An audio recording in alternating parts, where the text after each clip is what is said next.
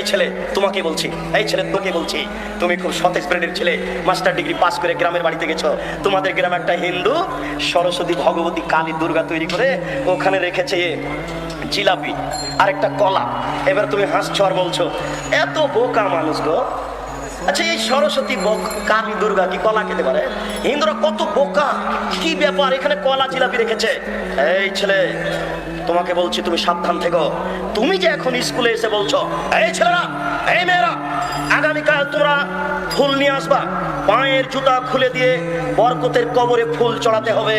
তোমার মাস্টার ডিগ্রিকে কবর দিতে এসেছি, তুমি মনে রেখো। তুমি বলো সারা বাংলাদেশ কেন, সারা পৃথিবীর মানুষ যদি পায়ের জুতা খুলে দিয়ে এই বরকতের কবরে ফুল চড়ায়, তাহলে বরকতের 1 পয়সা লাভ হবে নাকি? যদি না হয় তুমি এই কাজ করলে কেন?